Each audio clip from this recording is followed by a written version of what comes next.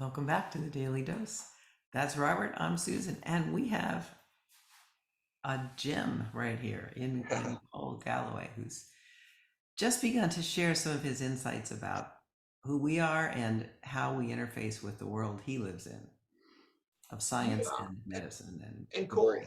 I wanted to pursue a little bit of that. So are you a trained physical therapist? Is that your specific place? Well, Or sort of yes, and there was a time where I was a PT in the clinic full time. There was a time where I was more into exercise and athletics.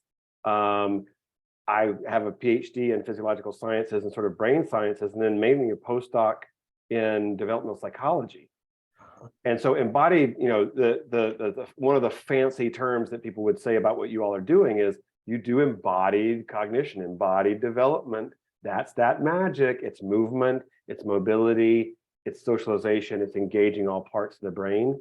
And we know, I mean, the science is just rock solid in kind of one area of the brain, which is if you put social animals in enriched environments, great things happen. And so you see it minute to minute with what you all do. And as we said in the previous segment, we just need to help disseminate that so that the medical categories of care realize that pharma is one and surgery is one. And this type of play is very powerful. Biochemically, if you listed out what's going on, it might be deemed illegal.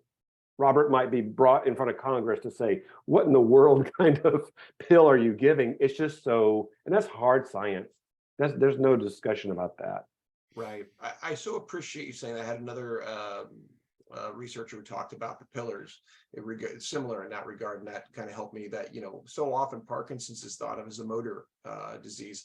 And it's fine to see that side of it, but if you're only seeing that, if you're missing the psychosocial side of it, if you're missing the cognitive side of it, those things are at least as big, if not bigger, to what's going on. And we know the motor is there because they can measure it.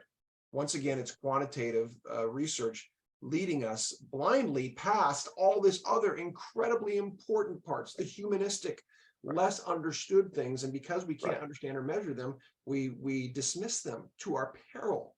Yeah, and more, the guys and gals that are hard neuroscientists that are measuring individual cells and cell systems in performing animals are realizing motor areas only look motor until you get the animal in an enriched environment. When you get the animal in an enriched environment, a part of the brain called the cerebellum, which everybody would have agreed is all motor, becomes cognitive or social. So we don't need to wait for that. What there is no motor, cognitive, social. It really is a dynamic system. And so the key is like, how do I excite as much of that system as possible? It has to be immersion. You have to get the whole animal into a situation with other animals and play. And the second we figure that out, we'll have it. And so you all are getting there, and you're not waiting. We're not going to wait 10 or 15 years. Robert knows this, for 3 or 4 R01s. We're not, NIH is not going to provide the stimulus for this. It's going to come from the community. And as you mentioned to the group a couple of practices before, ACT UP and the AIDS justice. We have some, civil rights movement, human rights in general. We have some pioneers that have showed us the way to do it. So I love coming to see this work group of justice warriors play, and then take that out to my world and go, listen, I've got a place for you to go and see something and participate. This is not something where you say, "Ooh, that's really cool for them to do." That does nothing for anybody. Come play. Isn't that exactly it? That and this is always, I know it's the golden goose, or the brass ring of this is getting people like yourselves, honestly, the researchers, to come in and play, to not stand there in a white coat and with a clipboard and go, let me see what I can see here. No, don't see anything. Feel it.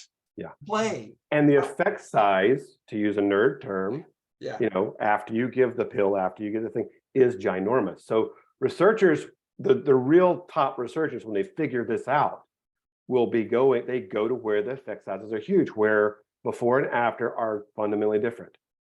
And caregivers and folks with lived experience have been telling people all the time, when I go to exercises and cognitive retrainings at my local Parkinson center, I can paint, whereas in the morning I'm stiff.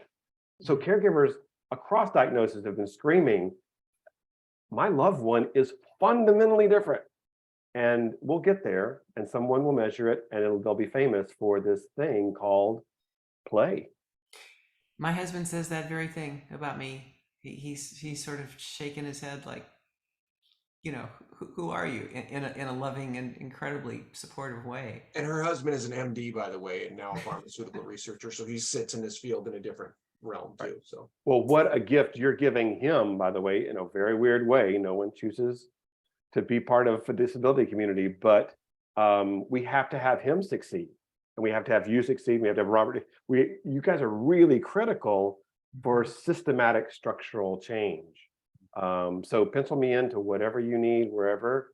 I am in Cleveland, but I go to NIH quite regularly, and they're going to hear all about, again, play and improv. And what I'll say is high dose, high impact cognitive intervention, whatever you want to call it, whatever needs to trigger the nerds like me.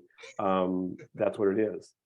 that's the next shirt. Trigger the nerds. Trigger the nerds. We're gonna leave on that because that's so good. This Yeah, it is is. really dope. Thanks so much, Cole. Thank you, guys.